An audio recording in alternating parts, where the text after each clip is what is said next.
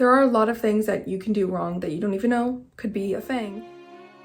In today's video, I'm going to discuss with you some things you really need to consider before starting a YouTube channel, some pros, some cons, things that I've experienced. Shout out to my friend David for the inspiration for this video. I still have a really small channel. I've had my channel for a few years, like 3 years I think now. I post probably once or twice a month. So, I mean, I have some experience, right? At least some like historical experience. What I'm gonna kind of go over is what expectations you should have when you start a channel, like what it's gonna look like, and some things that I had no idea about when it comes to like being monetized and whatnot. If you are like me, the idea of having your own channel, your own platform is just so amazing. It gives you a voice. It is a great way to work on your self-esteem, your self-confidence. And when you're editing your videos and you're listening to yourself talk, I'm telling you right now, it will make you a better public speaker. It will make you a better conversationalist. You will realize how much you babble on. And you may also realize weird antics that you do. You might notice if you like touch your face too much and things like that. And still some people are not very self-aware even after the editing process, but whatever. I feel like most people want to be heard, and this is a way to ensure that that happens, but it is really easy to go wrong. I've seen people put, I don't know, like 7+ years into their channel and they have like under 100 subscribers, even though they upload all the time. There are a lot of things that you can do wrong that you don't even know could be a thing. And I'm still learning those things myself as I grow my channel. My channel is growing, it's just growing slowly, but I notice that every month I gain usually 100+ subscribers. To me, that's amazing. It's 100 people that said, yes, like, I like your content, I'm gonna follow you. If you don't have a huge following on any social media platform, it can be really difficult to know what to expect. So let's begin with going viral. Even if you don't go viral, like actually viral, but you have a video and it blows up. If you go on YouTube and you type in like boat crashes, or you type in animal attack, or you type in car accident, or you type in something that's shocking, something that people always stop and stare at, you will find videos that have millions of views. But sometimes, unless it's a channel that's dedicated to making content like that, like if it's just a random channel that uploaded something like that, sometimes you will look at the subscriber count, and I notice this all the time. I always pay attention. This video has 1.5 million views, but this channel only has like 75, 400, whatever, like a small amount of subscribers. You might think that having a video that's really popular will bring you a bunch of subscribers. It could, if when they go to your channel, they look and they like the whole package, they're not just coming because one video is good. Now, we've all had channels that you have seen one video and they were so amazing that you immediately subscribed, yes. But those are like channels that have really worked on themselves. You go to their channel and you see that there's a lot of content like this, and then you subscribe. Because you like that video, you're going to get more of what you want, right, from subscribing. But when you have a new channel, or a small channel, and you're not really gaining a lot of traction or popularity, you're gonna see even a video that gets a lot of views is not necessarily gonna bring you a lot of subscribers. It's more likely than not going to bring you more subscribers. I'm no pro on the analytics. I'm not saying I am. I'm just kind of speaking from my own point of view and experience. So the reason I bring up a viral video, and why, when you start a channel, you want your first video, like you're waiting, you're like refreshing and you're like seeing one more view, and it's so amazing. But before you actually begin your channel, instead of planning out one key video, think about what you want out of your channel. Like, what do you want to be your brand? Are you talking about fashion and style? Are you reacting to crazy things? Are you talking about history? Are you teaching a language? A lot of times you'll notice it's a lot of teaching stuff. Then there's, influencers that you just like to watch because they're likable, but that's another story, because you are not an influencer. You're just a person and you want a channel. So you can't think that if you act like an influencer and you just put up a vlog that people are gonna watch it or want to watch it.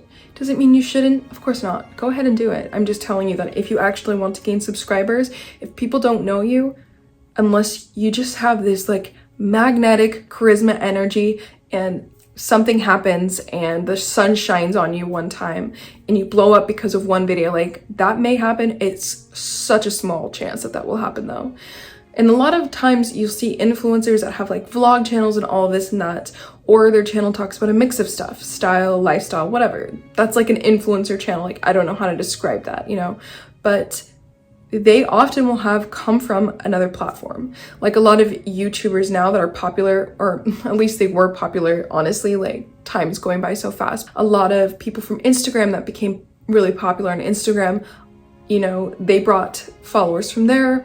Now it's TikTok, and so they have an advantage in that way. I don't want you to feel bad or discouraged when you see, you know, influencer YouTube channels that, especially ones that gain followers really, really quick, and feel bad and compare yourself to them, because if they came from another platform and they already built up followers there, like, you two are not starting at the same point, you know? So it's totally different. They built up their Instagram account. They built up whatever other account they came from. So I think they deserve it, you know, as long as they're not crazy and promoting crazy things. So if you're starting a channel, it is really important to have a brand in mind. When I started mine, I was thinking like elegance, you know, because I'm a little more old-fashioned in some of my thinking and some of my style, and I don't mean like vintage style, but a little more like classic. Like, I don't really keep up as much with trends, even though I do like to like incorporate little pieces of it, but I don't care about looking trendy. And then over time, and not a lot of time actually, my content developed into like self-improvement as well, like psychological, you know, I'm not professional, I'm not saying I am, but examining that kind of thing. And the reason why is because elegance was just too small. And honestly, like, improving yourself and being wholesome, being smart, being confident, these things that all are like, you know, what my channel is about, those things in my opinion are under the category of elegant. You know, I think of elegance as wholesomeness. So for me, that's what my brand has developed into. So what's your brand? Most YouTube channels, whatever it's about, whether someone's playing video games or putting on makeup or whatever, even though that content is so different, the baseline of what it is very similar, and it's that they are teaching something. Fashion, style, history, conspiracies. You're learning, you know? That's why YouTube is very different than like Instagram and whatever, some other platforms, because it's like educational. The problem is there's a lot of false information, but whatever, it's a free country. Viewer discretion is advised. So don't make the mistake of starting a YouTube channel without a following on another platform of relatively decent size and call it the Michaela show, the Zach show, the whatever, Abby show, if nobody knows who you are, because nobody's going to care.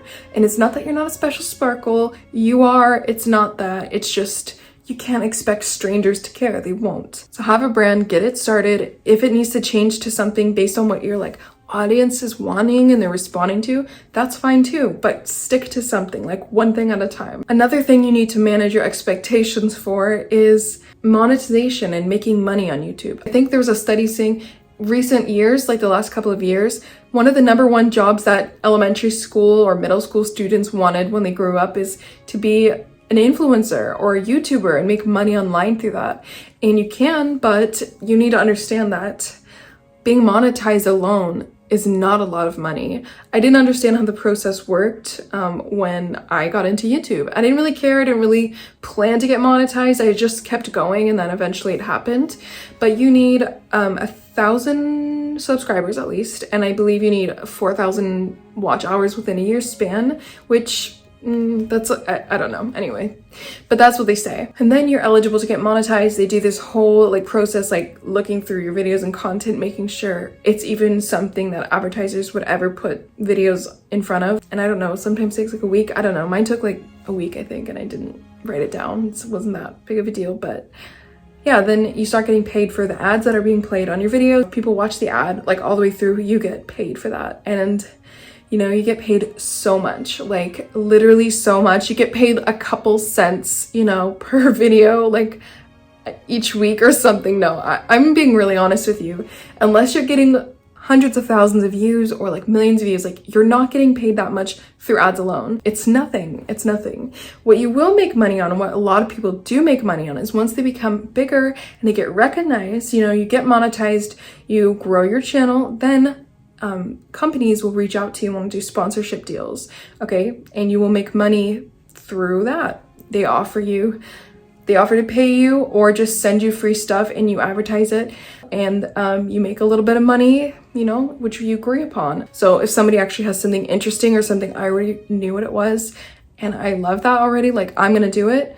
But that's really where people make the most money. Like as influencers. I don't know how it works through TikTok. I'm just talking about YouTube, I guess. I don't know how it works through Instagram. So I guess what I mean is as a YouTuber, and then like if you get like e-donations through like PayPal, Patreon, now you can do like Subscribe Star, you can get like super thanks. There's little ways to make money like that. And I'm sure I'm missing something, but I'm just telling you from what I know. This is what I know. And yeah, you don't make tons of money on YouTube just filming videos until your channel's really big. When you get like hundreds of thousands of views on your video, you're making money. Like, yeah, you are. Another expectation that you need to manage is how quickly your channel will grow, because it is up to you, but then again, it isn't.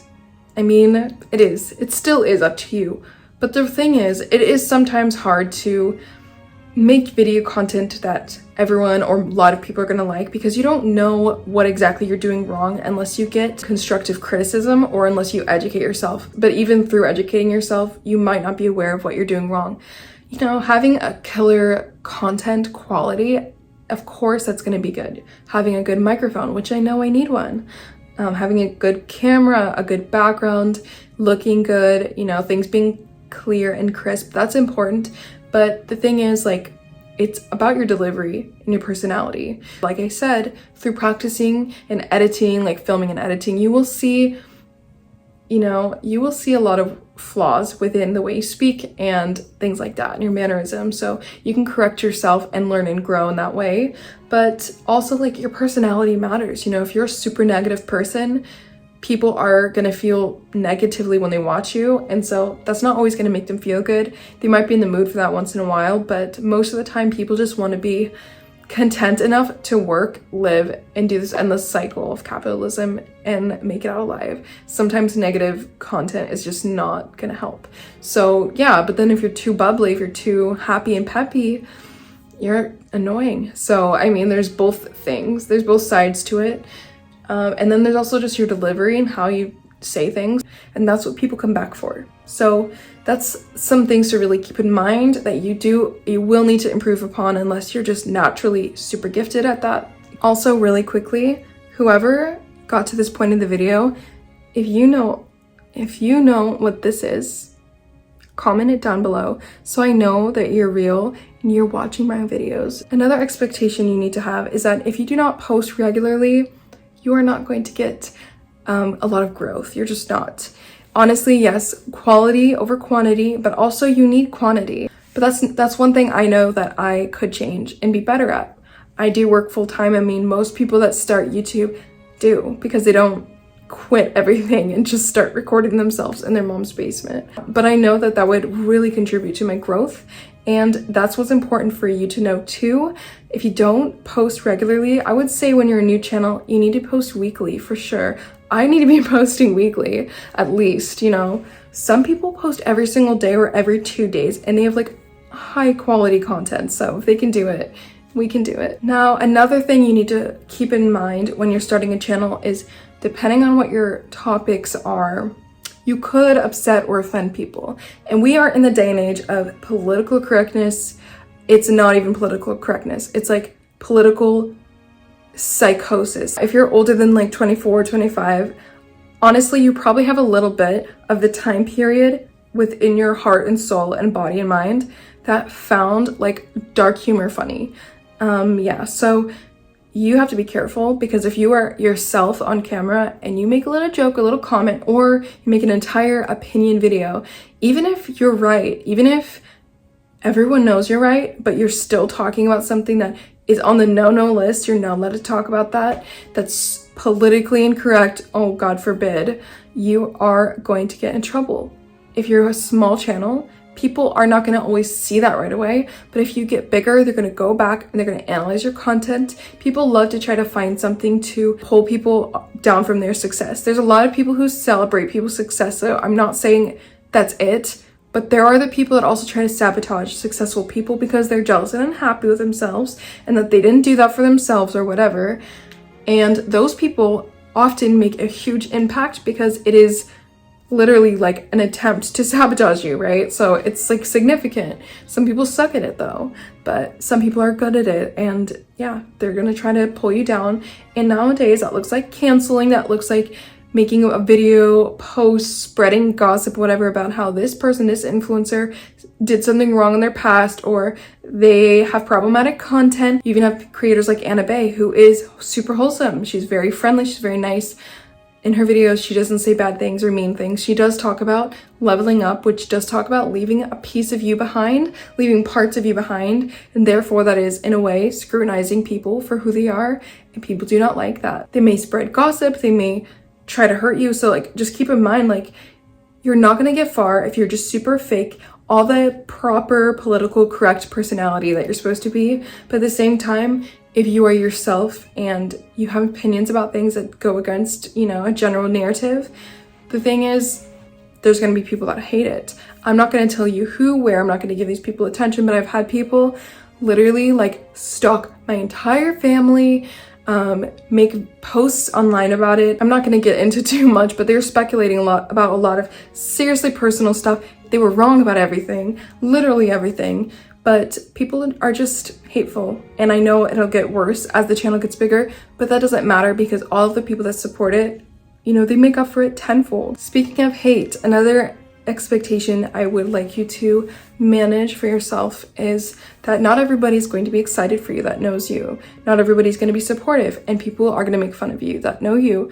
And a lot of it is harmless teasing, you know, like it is kind of embarrassing that you film yourself talking to a camera. It is kind of embarrassing to do that. It is embarrassing to put on little outfits and show it when you're not used to it. Yeah, it feels uncomfortable. And your sisters, maybe your cousins, brothers, mom, dad, aunts are gonna laugh, some of them. Not all of them. Some of them will be really nice about it. And people will accuse you of being full of yourself and narcissistic and whatnot. But honestly, forget them. Something that I think is a good idea is to not overshare with those people and your plans, right? I know it's exciting to start your own channel, but sharing your plans too much, your expectations, what you think's gonna happen, and your excitement only gives people power to laugh at you when things don't come true. Like, I know that sounds really harsh. Even lesser of an extreme than laughing at you, it puts expectations in their mind too, and then they're gonna think some kind of way about you, and it's like, it's just your thing. Just do your thing, you know? Do your thing. Have your purpose for your channel. If people tell you you're not interesting, you're not funny enough, you're not whatever, but you really want to start your own channel, you should anyway. You really should. In conclusion to this video, I just want to say that I love having my channel, Maison de Châtillon. I love it. It's very fulfilling for me. It's something that really has helped with my self-confidence and honestly, like my cognitive function. It forces me to think and use my brain. I know, you know, enough sarcasm, but really also like the people I've met through my channel, the people who've left heartfelt comments and messages. Even if I don't always really get into it, I really appreciate it so much. And it really encourages me. It's what keeps my channel going. It's what keeps me motivated. My channel has also brought me a lot of opportunities, blessings, and it's just amazing. So seriously, if you want to start a channel, you should. Just keep these things in mind first, and yeah, let me know if you do start a channel. Like, seriously, comment down below and say, please check out my channel, and I will. I will watch a video or 2 or 10, and I'll comment on them and engage with you because I want to help you too. And I'm a small channel, you're a non-existent channel, or you're a small channel too, and you want to improve yourself. This is what you can use, and we'll just go from here. Maybe in a couple years, we'll make another video, an update of what I've learned. But yes, thank you so much for watching. Please don't forget to check out my Patreon page down below where I get a little more personal. Also, just a great way to support me extra if you want. And check out my Maison de Châtillon bag. This is actually linked on my Amazon store. It's my own store. It's my bag. I designed it, completely designed it. And my logo's on the front, but it's unisex, so it can be great for like travel or makeup or like toiletries or, you know, pencil pouch if you're cute and bougie, you know, super fun. So get one of those. And yes, I will see you all in my next video. Thank you so much.